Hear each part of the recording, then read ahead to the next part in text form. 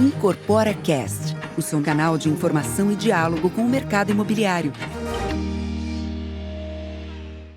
Sejam bem-vindos ao Incorpora Cast. O Incorpora Cast é o seu canal de informação e diálogo sobre o mercado imobiliário.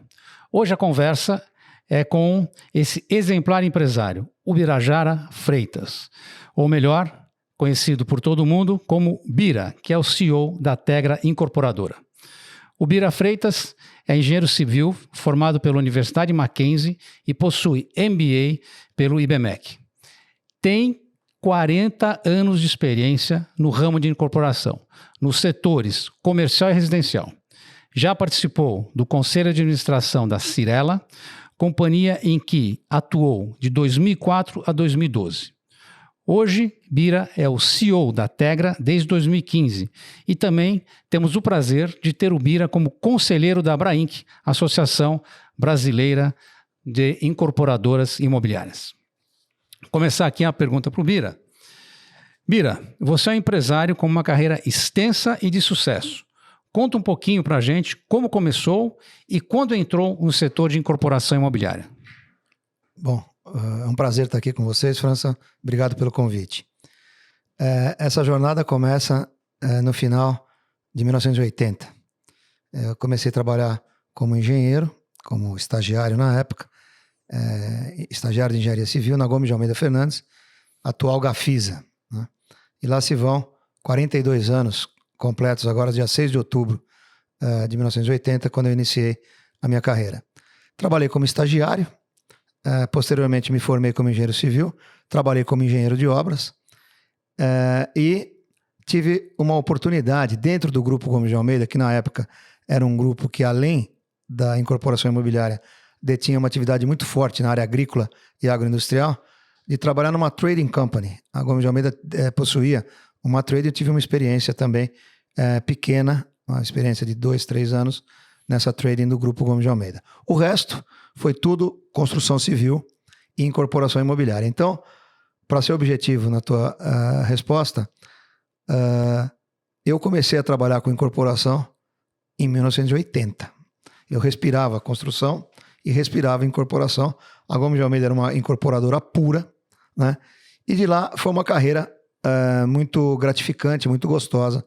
Foram 16 anos na Gomes de Almeida, 5 anos no Grupo Chain Curi, que depois virou só Grupo Chain, onde eu tive a oportunidade já de ser CEO da incorporadora do Grupo Chain. Posteriormente, tive uma oportunidade, uma experiência muito legal como Managing Partner da Cushman Wakefield para a América do Sul, né? Fiquei lá por 2 anos, foi uma experiência muito boa, muito gratificante. Pude conhecer uma experiência americana de uma empresa absolutamente top no mundo, uma worldwide company. Depois disso, fundei a minha própria empresa com mais 2 empresários do setor, a Magic Empreendimentos Imobiliária. E aí ingressei na Cirela. Primeiro como diretor de incorporação, depois como CEO da Unidade de São Paulo. Saí da Cirela em 2012, como você bem colocou. Fundei, junto com a 5 Engenharia, a B5. Foi um projeto muito bacana, nós tivemos um início muito forte, muito bom. 3 anos depois, fui convidado pelo grupo Brookfield, né, que é um grupo mundial, para assumir o que hoje é a Tegra, e já estamos lá há 7 anos e meio. Parabéns, e irrecusável a proposta de ir para um grupo como Brookfield e 7 anos no grupo Brookfield fazendo um trabalho muito bom e fazendo o grupo se solidificar aqui no Brasil no segmento imobiliário. Mas a Tegra tem 44 anos de atuação no mercado imobiliário com foco no médio e alto padrão. Conta um pouquinho para a gente sobre a empresa e o que você considera ser os maiores diferenciais da Tegra. Bom, maravilha. Primeiro, vamos contar um pouquinho por que Tegra, né? A história é muito simples. Em 1978, os canadenses fundaram a Brascan, no Rio de Janeiro, Brascan Incorporadora, que posteriormente, em 2008, virou Brookfield, e nós, em 2017, transformamos a BISA, a Brookfield Incorporações S.A., em Tegra Incorporadora S.A. O que é Tegra? Tegra é o nickname, né, de 2 palavras. integradora e íntegra, né? Nós contratamos uma consultoria na época, a Interbrand, para nos dar um apoio e entender do nosso negócio e mudar a marca e a denominação da companhia. E a gente adorou, depois de 9 meses de trabalho, o trabalho que a Interbrand fez criando esse nickname Tegra, né? Então, a Tegra é a nova denominação da Brookfield, que por sua vez, da Brookfield Incorporações, que por sua vez era a nova denominação da Brascan Engenharia, tá? A Tegra é uma empresa hoje, como você bem colocou, com 44 anos de atuação no mercado brasileiro, tá? Nós já desenvolvemos mais de 100 mil imóveis, né? Já construímos mais de 25 milhões de metros quadrados. Temos uma operação orgânica em São Paulo, no Rio de Janeiro e em Campinas. São os 3 focos de atuação da companhia. Operamos no médio e alto padrão, tá? E a ideia o que é? É criar empreendimentos com alma para as pessoas viverem melhor, né? Nós temos uma crença de que o nosso negócio imobiliário de médio e alto padrão é boutique em escala. Parece controverso, mas não é. E nós entendemos que cada empreendimento é um filho nosso. Cada empreendimento tem sua alma própria. Ele tem que ser diferente de qualquer outro empreendimento do mercado, né? É assim que nós atuamos. E como os diferenciais da companhia, nós colocamos a companhia numa direção de ser uma empresa perene. E a gente só entendeu que a perenidade viria se a gente fosse absolutamente sustentável, né? Então, uma empresa que tem uma governança muito rígida, muito séria, apoiada em 2 grandes pilares, People and Cash, pessoas e estrutura de capital. Nós entendemos que o nosso patrimônio líquido sobe e desce o elevador todo dia, né? É nisso que nós acreditamos. E a gente optou pelo caminho da sustentabilidade. Então, hoje nós temos, dentro da companhia Metas, que hoje a moda é chamar de ESG, mas nada mais é do que são metas ambientais, são metas de gestão da sociedade e são metas de governança, né, para 2030. Nós não estamos pensando em 2023, 2024, isso já está dado. Nós estamos pensando quais são os compromissos que a empresa está assumindo para 2030. Tá? Nós, nessa linha, já reciclamos 97% de todos os resíduos que a gente fabrica em obra. Nós compensamos 100% das nossas emissões já há 3 anos, né? E temos metas ambiciosas para 2030, que eu acho que a gente pode falar daqui a pouquinho. É uma empresa calcada basicamente nas pessoas e numa rígida e bacana estrutura de capital. Poxa, parabéns pelo trabalho com relação à parte de sustentabilidade, meio ambiente, e o que eu sinto também aqui com o Bira falando é a paixão que ele tem pelo negócio. Um bom executivo não é só ter técnica e conhecer. Se você não está apaixonado pelo negócio, você não faz aquele negócio como se fosse seu. E eu sinto o Bira aqui um apaixonado pela Tegra e pelo negócio dele. Parabéns mais uma vez, Bira. Obrigado. Mais uma pergunta para você aqui. Segundo os dados do indicador Abrainc-FIP, nos 8 primeiros meses de 2022, os imóveis de médio alto padrão acumularam uma alta de 87,4% nas vendas e atingiram 30.440 unidades comercializadas. No mesmo período, foram entregues 56 mil unidades, o que aponta um crescimento de 18,4% em relação ao mesmo intervalo do ano passado. Bira, você acredita que esses resultados foram influenciados por quais medidas do setor? O que influenciou esses resultados? Bom, a primeira coisa, França, para a gente falar do mercado imobiliário na cidade de São Paulo ou na Grande São Paulo, é a gente entender o que aconteceu num passado bem próximo da gente, né? Nos anos de 2017, 15, 16 e 17, tá? Houve, por questões macro do país, todo mundo lembra o que aconteceu, qual era o governo vigente na época, houve uma suboferta muito grande, tá, de imóveis na Grande São Paulo, né?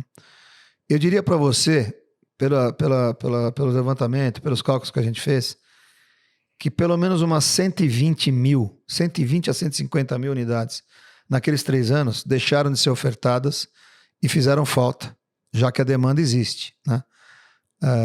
Quando a gente enfrentou a pandemia aí nos anos de 20 e 21 fortemente, né? Eu me lembro de um monte de gente deixar de cortar os cabelos e tal.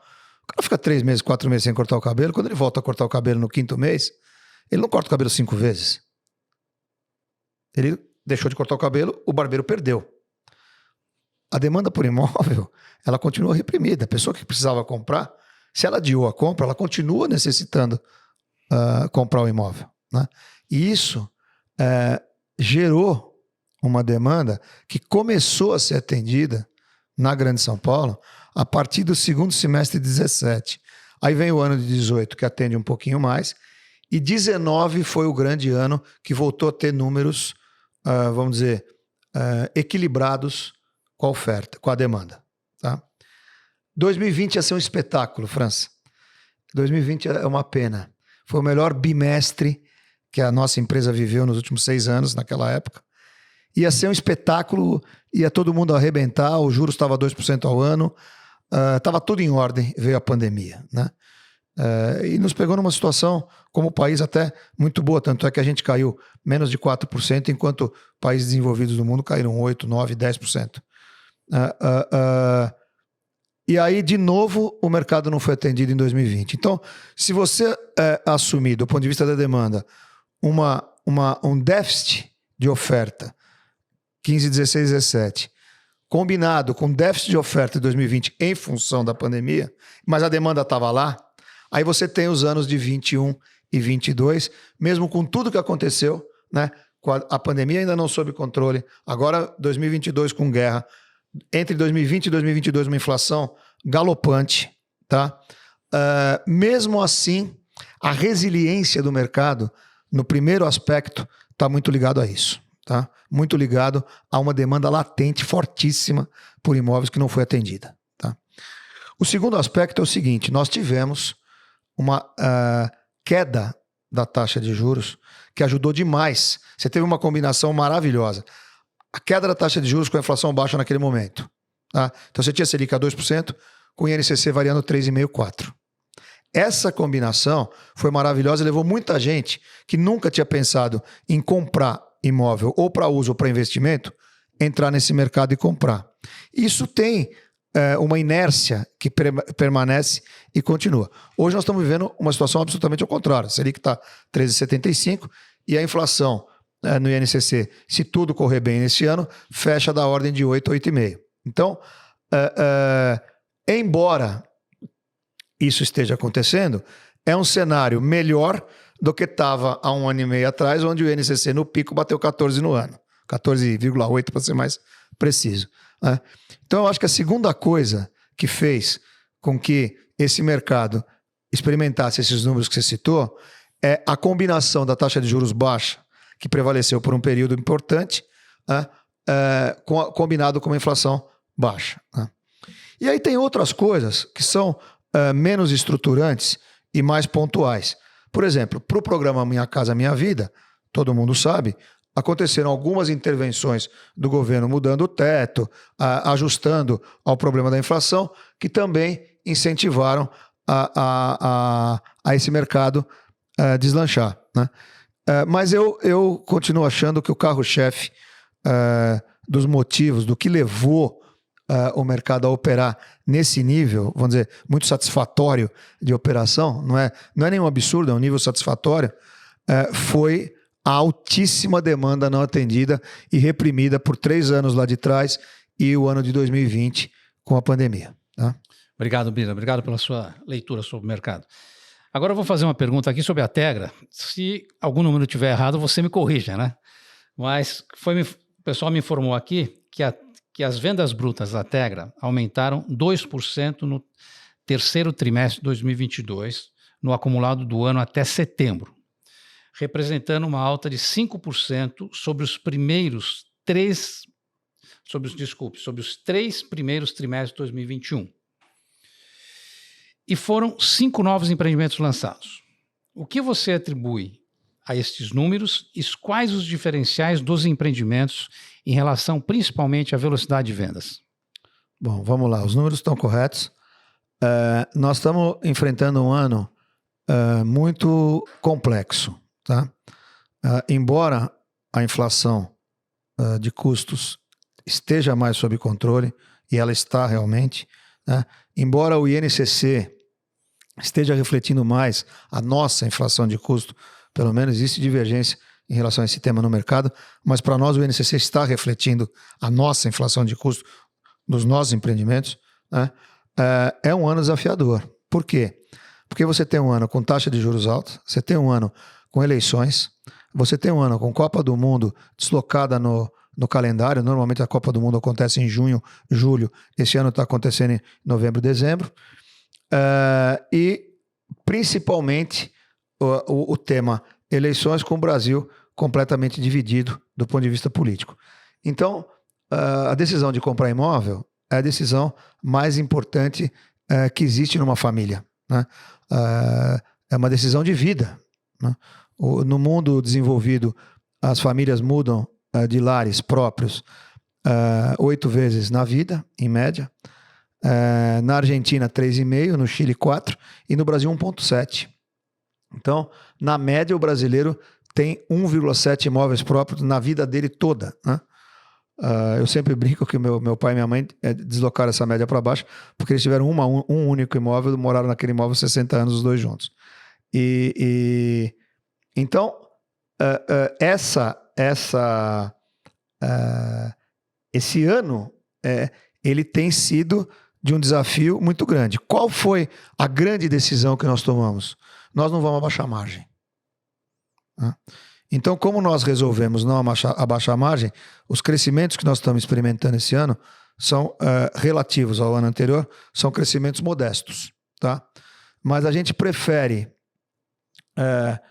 ter crescimento modesto em venda, em lançamento, tá? Em relação ao ano anterior, e não abrir mão de margem bruta, né? Dada a dificuldade que é você lançar um empreendimento imobiliário a mercado. É muito duro, é muito difícil. E aí você lança e vai para privilegiar a velocidade, diminuir a sua margem. Nós não achamos que isso é o correto, então a gente privilegiou a margem de lucro em detrimento da velocidade. A nossa velocidade está sendo menor. A hora que você tem uma velocidade menor de venda nos empreendimentos, você também segura os novos lançamentos um pouquinho. Claro que cada um tem o seu planejamento, cada um é um filho diferente, cada bairro é um bairro, né? Na Grande São Paulo, a gente divide a Grande São Paulo em 40 zonas de valor diferentes, né? Cada zona mais ou menos com 500 mil habitantes, né? Então, é como se tivesse 40 Sorocabas dentro da Grande São Paulo. É assim que a gente olha o mercado da Grande São Paulo. E os números estão refletindo uma política de não redução de margem. A gente não quer perder. Claro que ninguém é radical, claro que 0,5% para cá, 0,5% para lá, 0,3% para cá, mas a gente não trabalha com desconto, a gente sai com uma tabela de preço alinhada, adequada ao mercado, a gente tenta ser competitivo sempre e privilegiar isso. Então, isso, a primeira coisa é que nós estamos enfrentando um ano duro e a velocidade está adequada a esse macro environment, vamos chamar assim. A segunda coisa é o seguinte: a gente vem, desde 2019, tendo lucros muito bons. Então, em 2019, a empresa ganhou 40 milhões de reais na última linha, o que é um número modesto. Em 2020, dobrou para 80. Esses dados são públicos, nossa empresa é SA de capital aberto listada. Em 2021, ganhou 160.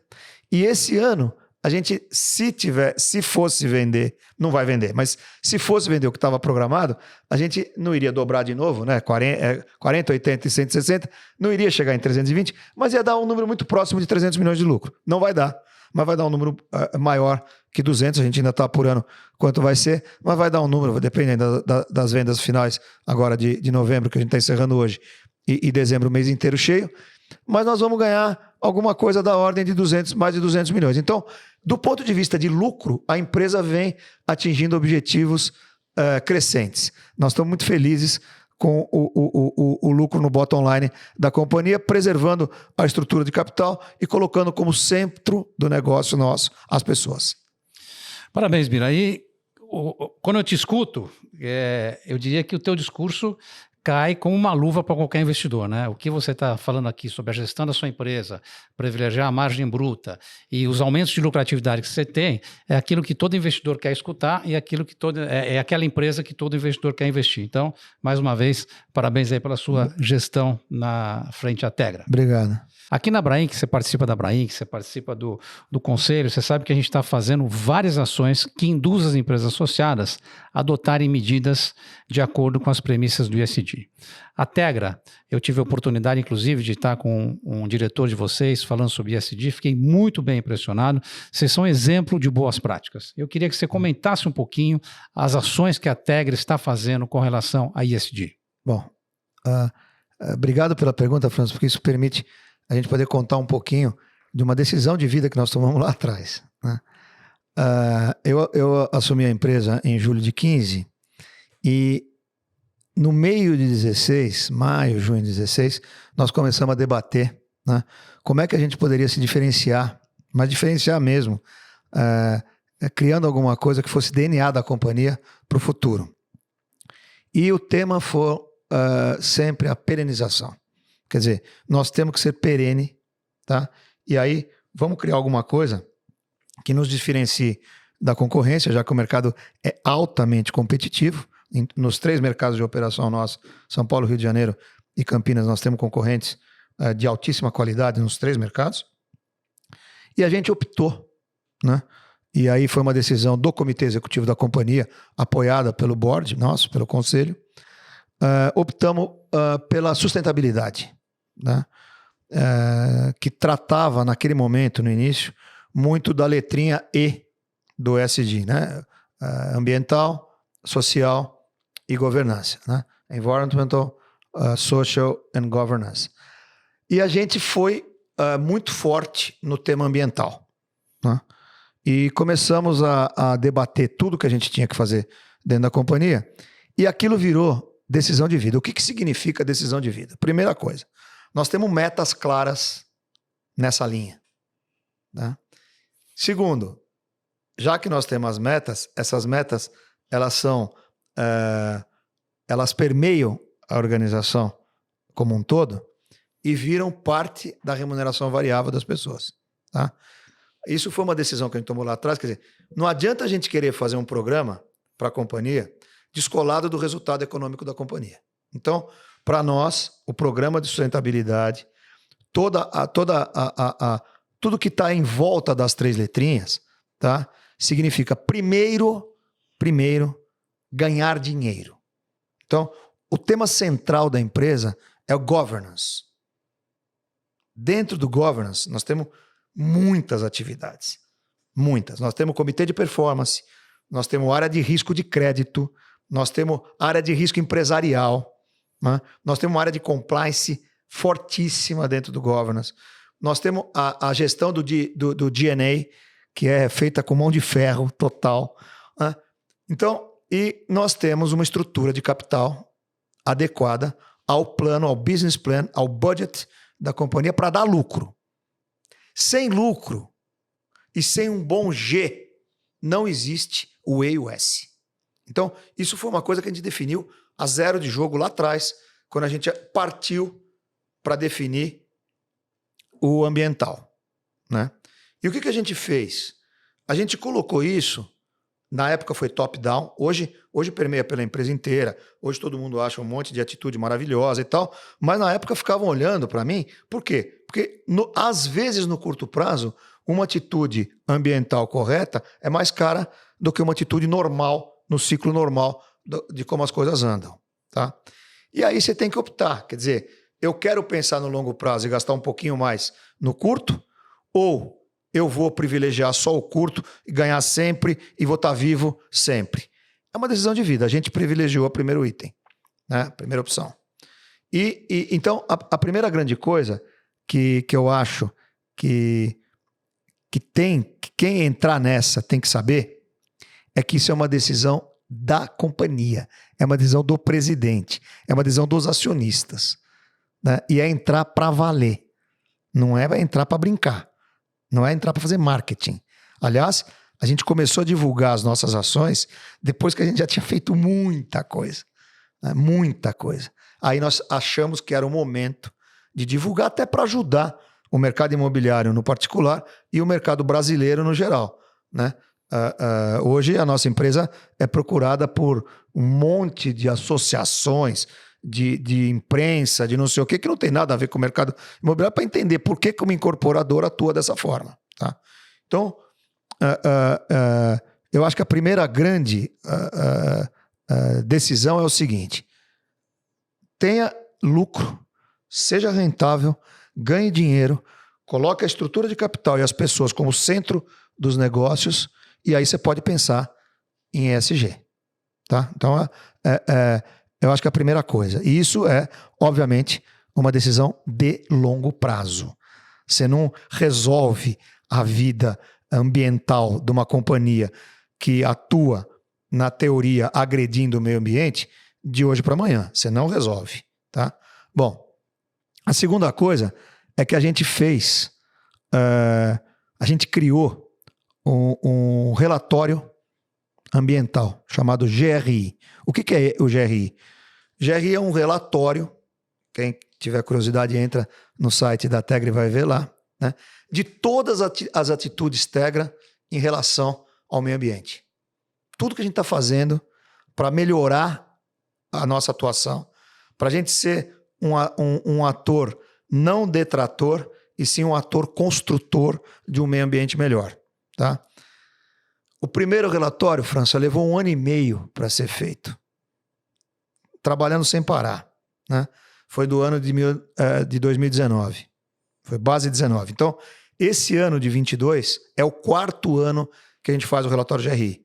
Esse ano ele está com 110 páginas e ele é auditado pela UI.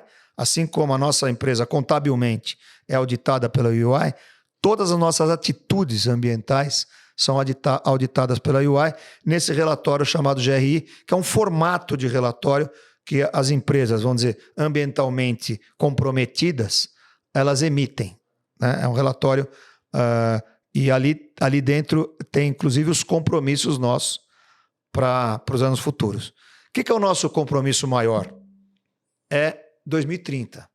Né? É o que a gente chamou de cidades regenerativas. Então, como que a Tegra vai fazendo um monte de atitudes, aí não é o caso aqui de eu listar nada, porque aí eu vou listar alguma coisa e vou esquecer de listar outras e vou ser injusto com todo o trabalho que a companhia faz. Mas o que é isso? É a gente poder, ambientalmente, em cada tema que a gente faz, tá? A gente poder melhorar o ambiente e não ser um detrator do mesmo. Tá? Então, vou dar um exemplo só de compromisso que a gente tem para cidades regenerativas, para ativação da economia circular, que é a compensação das nossas emissões. Hoje a gente compensa 100%, desde 2019. Tá? O nosso compromisso para 2030 é compensar 115% das nossas emissões, ou seja, nós vamos dar um bônus para o país, né? Para as cidades onde a gente atua. Né? E nós vamos fazer isso apoiados numa certeza de que é decisão de vida e de perenização. É nisso que a gente acredita. Tá? Parabéns, eu não sou um conhecedor do assunto, mas eu comecei a olhar esse assunto já faz muitos anos, né? Desde a época que eu estava no banco. E quando eu escuto a sua jornada, e tendo escutado a jornada de outras empresas, eu tenho a certeza de que a Tegra tem uma das melhores jornadas com relação ao ESG. Parabéns mesmo pelo trabalho de vocês e de todos os profissionais da Tegra. Obrigado. Bom, agora vamos aqui para nossa última pergunta, Mira, do dia de hoje. A Abrainc, em conjunto com entidades do setor, lançou o projeto Aliança para a Redução de Gases do Efeito Estufa. nos setores de construção e incorporação imobiliária, obviamente. Com o objetivo de trabalhar para a definição de metas e planos setoriais de mitigação de mudanças climáticas. Como você avalia a importância desse trabalho? Acho que você já respondeu isso anteriormente, mas qual seria a mensagem para quem ainda não se movimentou em torno desse tema? Isso é o mais importante. O que você tem a falar para aquelas pessoas, aquelas empresas que ainda não acordaram para algo que no mundo todo é latente? Bom, primeiro, eu quero dar os parabéns. Eu já tive a oportunidade, como conselheiro da Abrainc, de dizer isso aqui dentro, né? Eu acho que essa atitude foi uma atitude muito bacana. Isso não é uma atitude só que tem que ser tomada pela empresa A, B ou C do setor, pela Tegra ou pela outra empresa, ou só pela Abrainc. Todas as entidades e o setor como um todo tem que agir na mesma direção, tá? Por uma razão muito simples. É uma questão de sobrevivência, tá? Não é a questão da gente querer ser bonzinho, querer ser amigo das árvores, não é nada disso. É uma questão de sobrevivência, né? Sobrevivência como cidadão, porque todos nós estamos inseridos no meio ambiente, e sobrevivência empresarial, né? As pessoas que estão entrando agora no limite inferior de idade de comprador de imóvel, né? Nós vendemos imóvel para pessoas de 25 a 65, 70 anos, tá? Então a linha de corte inicial é 25 anos. As pessoas que têm 25 anos hoje estudaram nas escolas uma matéria chamada Estudo do Meio, né? Que nós que não tivemos essa matéria na escola tínhamos dificuldade de entender o que é meio ambiente. Então, para eles, é default. Se a empresa não for ambientalmente correta, ela não vai existir. E eles é que vão comandar o futuro e a compra dos imóveis. Então, até por uma questão de egoísmo, quem não embarcou nessa ainda tem que embarcar, porque se não embarcar vai morrer. Então, seja egoísta e embarque. Gaste um pouquinho mais, invista um pouquinho mais do capital de giro da companhia, invista um pouco mais de tempo. Isso aqui toma tempo da organização, toma tempo dos principais executivos, mas é um caminho sem volta. Quem achar que isso não vai acontecer, vai ficar de fora do barco. O barco vai para uma direção, a empresa vai para outra. Vai perder o barco, né? Então, a primeira mensagem é que parabéns pela decisão. Decisão importantíssima, tá? Nós temos que nos unir e fazer isso acontecer, tá? O diagnóstico da emissão de cada companhia tem que ser feita, tá? Isso é demorado.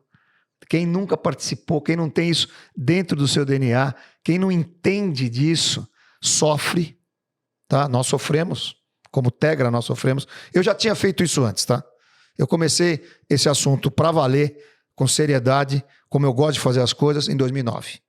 Né? Então lá se vão 13 anos que eu estou nesse trabalho, completos. Né? 14 anos contando as duas pontas. A Tegra começou, como eu mencionei, no meio de 16. Né? Já vai para 6 anos e meio que nós estamos fazendo isso na Tegra. Para mim é um caminho sem fim, sem volta. Ele não termina nunca. Tá? Você não consegue voltar mais. Né? E o importante disso é o seguinte: não adianta compensar só o escopo 1 e 2. Tem que compensar o escopo 3. Tem que convencer a cadeia produtiva, a cadeia fornecedora, que nós estamos juntos no mesmo barco. Por quê?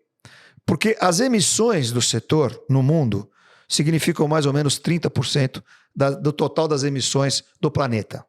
É muita coisa. A construção civil, a incorporação imobiliária no mundo, tem mais ou menos 30% das emissões, tá? No mundo. O escopo 1 e 2 representam menos de 5% das emissões. Tá? Ou seja, o que nós temos que trabalhar é na cadeia, é no escopo 3. Tá? E é nisso que a Tegra está fazendo. A Tegra está fazendo associação com todo mundo, né? Cimento e aço. O problema mora aí. Né? Depois na frente é como economizar energia e água. Mas na produção é cimento e aço. Se não atacar o cimento e o aço, você não está fazendo o teu homework. Tem que fazer essa lição de casa, né? E aí depois nós vamos atacar a água, vamos atacar... Como que um prédio pode viver 100 anos, né, autossuficiente em água e energia? Esse é o desafio que todo mundo vai ter que botar na mesa e vai ter que resolver, né, para ser melhor para o planeta e para o sistema, para o ar que a gente respira, né? Mas enquanto produção, cimento e aço, né? E aí é conversar com a cadeia, é desenvolver. Nós estamos desenvolvendo projetos maravilhosos nesse sentido. Então, eu faço um convite, né, a todos os empresários, companheiros nossos de labuta, do setor, que estamos juntos aí há mais de 4 décadas, né, ombreando esse mercado maravilhoso, que debrucem no tema. O tema é um tema complexo, é um tema amplo, tem muito aventureiro metido no tema que você tem que excluir, tem que selecionar, como tudo que se faz, mas quem não fizer, eu acho que vai estar fora do game. Bira, muito obrigado. Acho que hoje nós tivemos aqui uma conversa fantástica com o Bira sobre aspectos da Tegra, sobre ESG, e eu tenho certeza que eu saí dessa conversa com o Bira aqui com muita informação, e eu não tenho dúvida que os nossos espectadores aqui também vão sair com muitas informações, e é uma entrevista aqui muito bacana de todos vocês olharem e vão sair enriquecidos dessa conversa com o Bira Freitas. Obrigado, Bira. Obrigado, foi um prazer, França.